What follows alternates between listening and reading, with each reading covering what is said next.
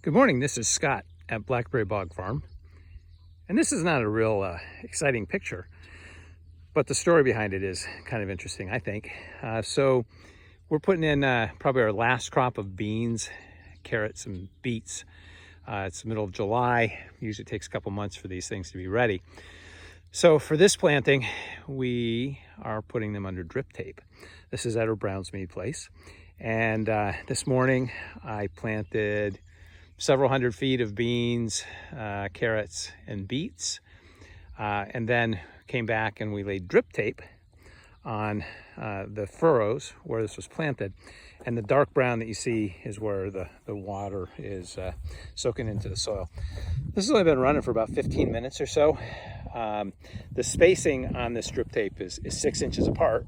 And you can kind of see the circles showing up there. That's every 6 inches. So it should form a nice solid band of water all the way across. So over here, this is 2 rows of beets side by side, 2 feet apart with a 3-foot walkway. This is two rows of carrots here, 2 rows of carrots here, and over there are 2 rows of beans. And each row stretches about 400 feet.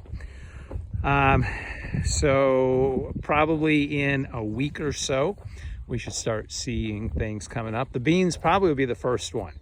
The carrots and the beets come in a pelleted format.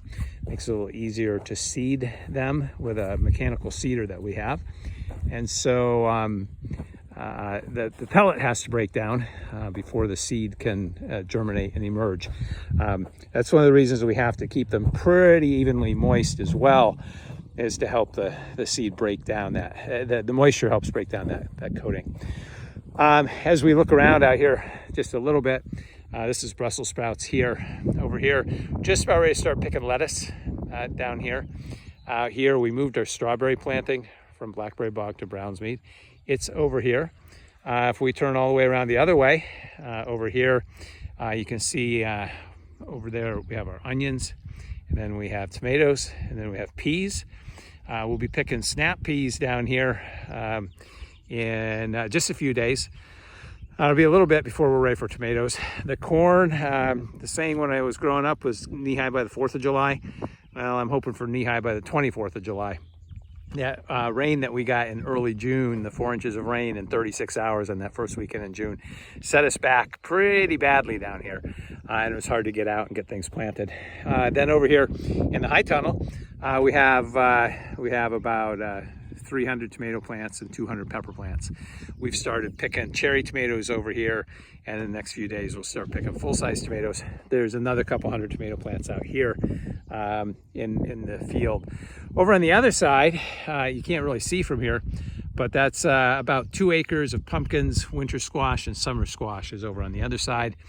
They're coming along, and at some point I'll wander over there and take a video of that for you. It's a beautiful day. Farm stands open in Swenson.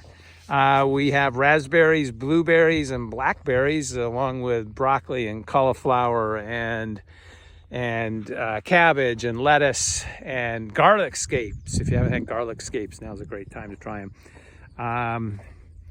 Thank you for listening. We'll talk with you again soon.